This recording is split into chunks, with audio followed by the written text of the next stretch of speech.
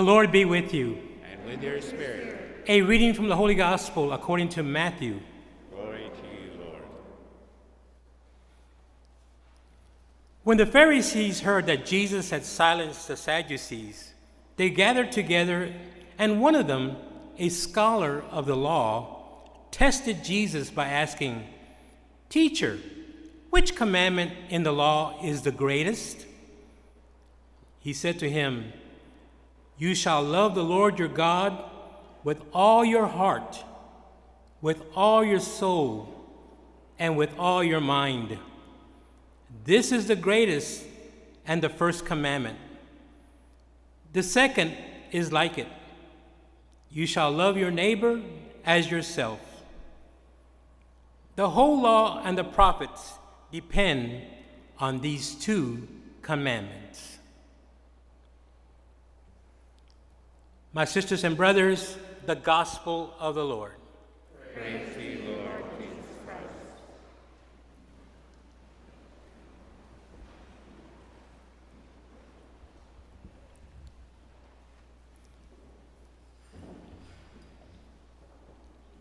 This morning's gospel is one of the shortest gospels that we hear in our liturgical season. It's very brief and to the point.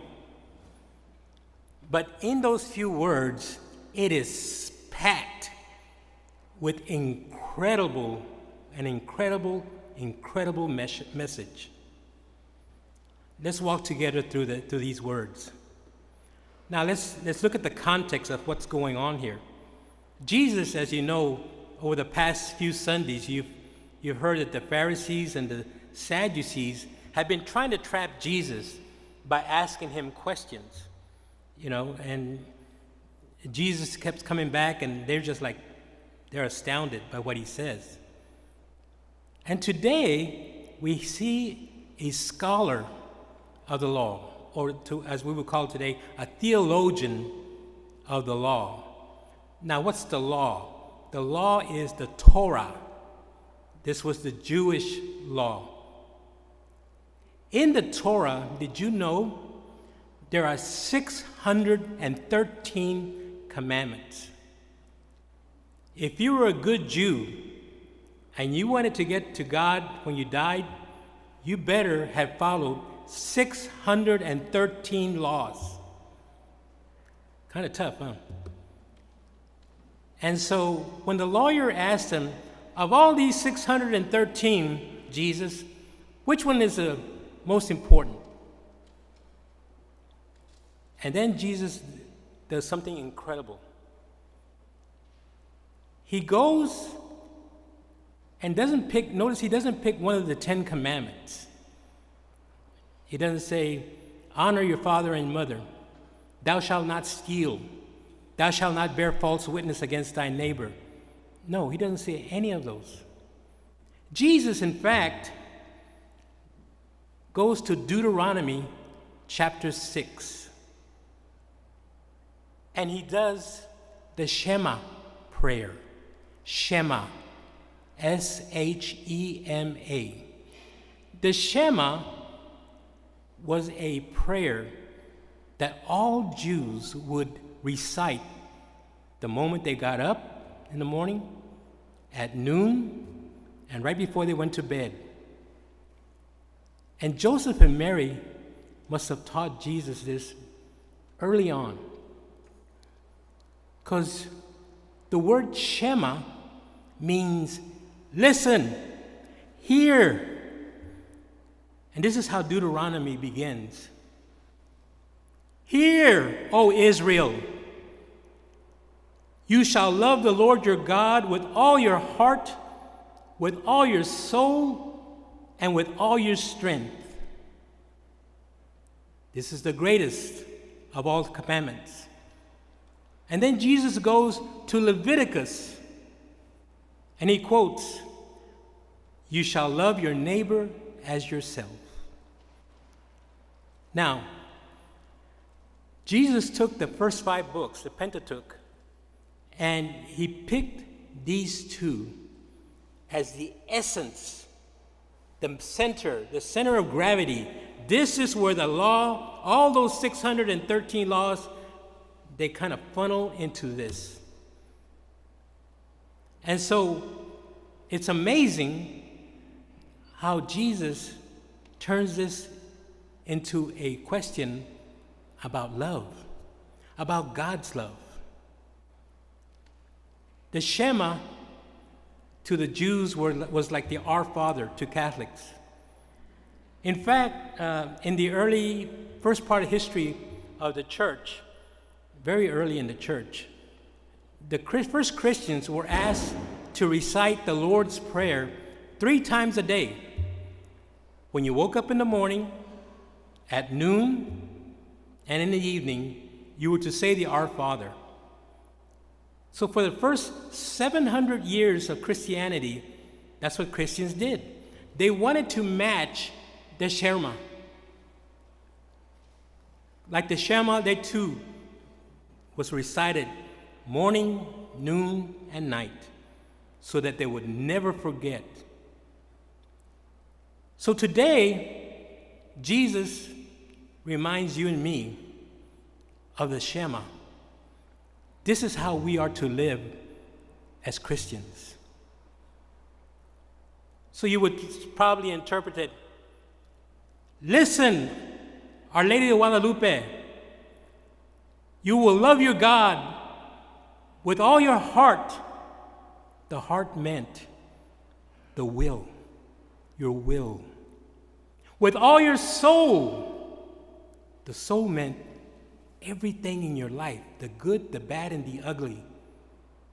And your mind, your intellect, your intelligence.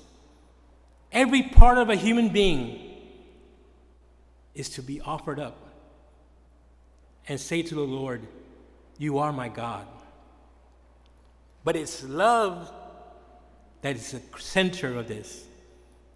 And Jesus says, do this, and then you won't be far from the kingdom.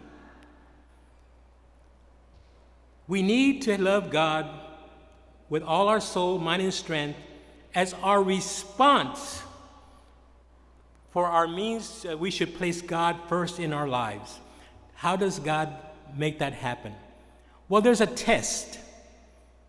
There's a test. How do I know that you love God? How do I know that?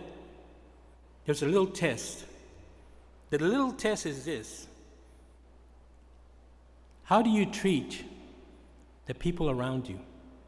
Every person you meet. Every person you meet is made in the image and likeness of God. God resides. God lives in that person. And you should love them with agape love. Anybody ever heard of agape love? Agape is all giving. Everything that I have, I love you. You come first. We should learn that in the sacrament of matrimony. But even as parents, we love our children. We love everyone we meet. We should.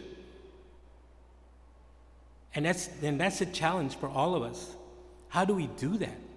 How do we love even those that we can't love? You know, I was watching a TV show last night. It's about the universe. And one of the things that one of the scientists brought up is the uniqueness of human life. He said, every person you ever meet, every day, I don't care who you are, every person you meet is struggling. They're struggling with something, with someone, some event, some situation. They're struggling.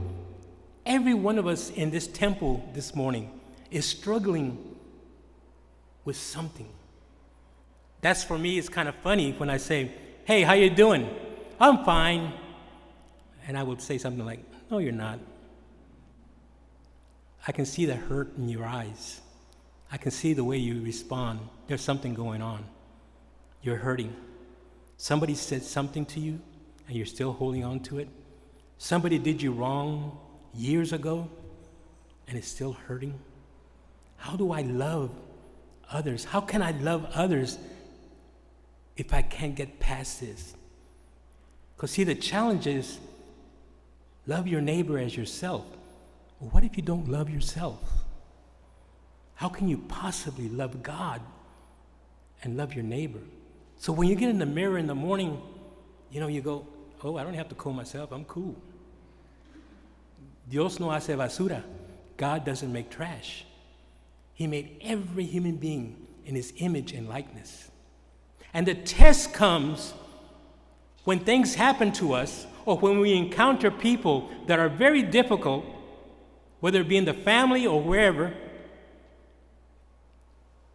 and then we are to hear Jesus say in Deuteronomy, love your neighbor as yourself. That way I'll know that you love God. Because you see God every day. Did you know that? You see God every day. That person next to you, sitting next to you, the presence of God is in that person.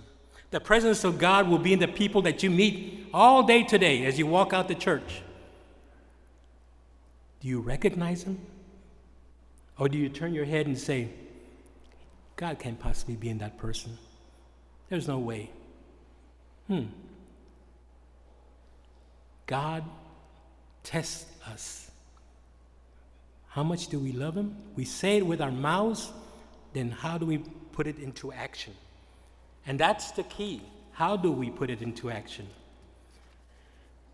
I love to read about Mother Teresa of Calcutta.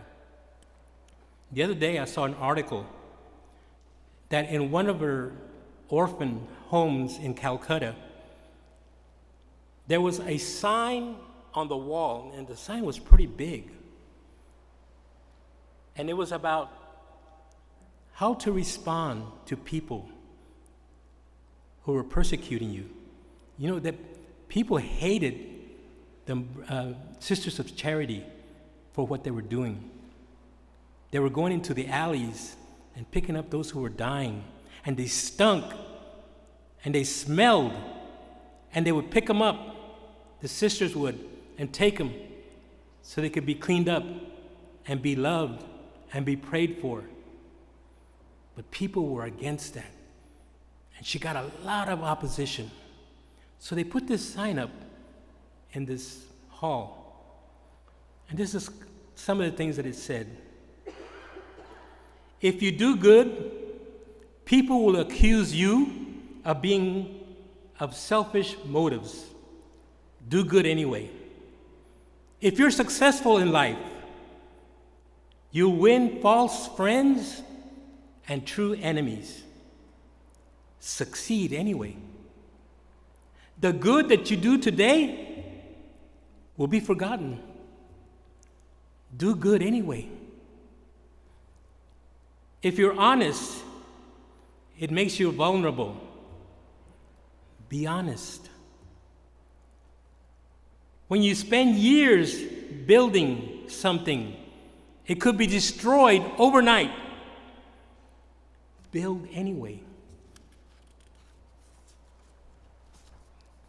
Give the world the best that you have, and you get kicked in your teeth.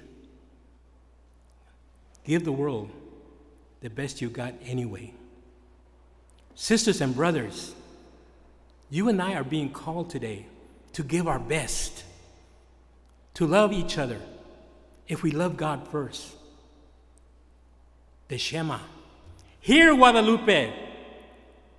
Love God with all your heart, with all your soul, with all your mind, and love your neighbor as yourself. The Shema should be part of our prayer life now. Morning, noon, and night. Hear, Guadalupe. This way, we serve those most in need. We do it in little ways, visiting our seniors who live by themselves, caring for those who are sick, loving those even though they're unlovable, forgiving your wife or your husband or your children for something they did wrong, and then let it go. Love one another. And that's going to be the theme of the law. Jesus puts it into perspective. He loved us so much that he went to that cross and gave himself up totally to us. And he says, forgive them, Lord.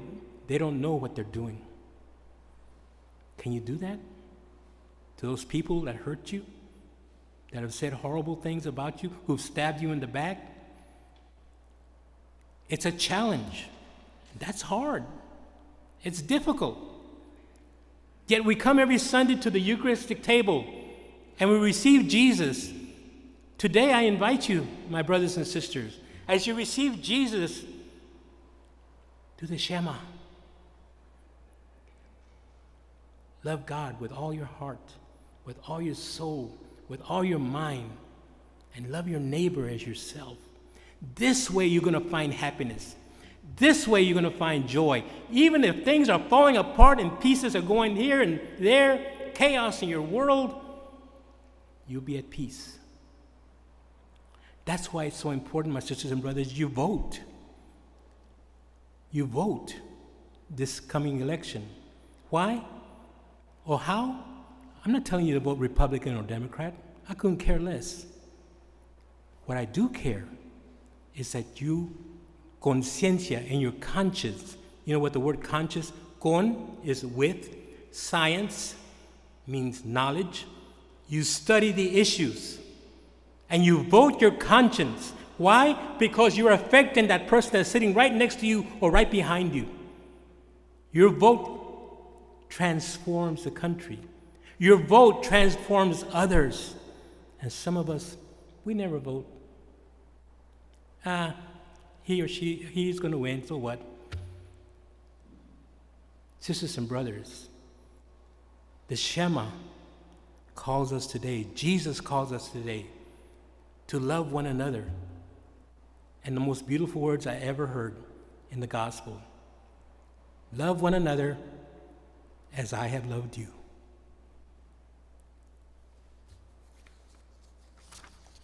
Here, Guadalupe, remember, morning, noon, and night,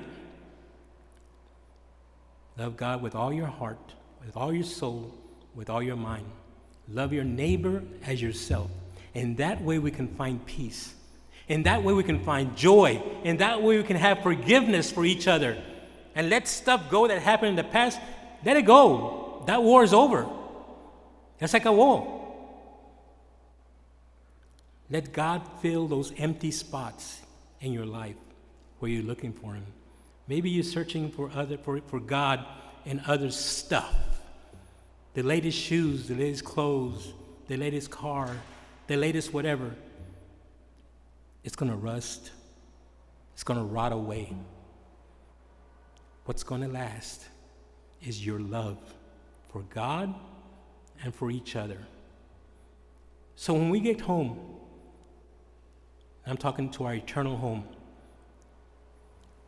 I think the question Jesus will ask every one of us, did you love as I have loved you? And he will show us our life. This is what happened. It's not too late to change. It's not too late to receive the sacrament of reconciliation. It's never too late with God.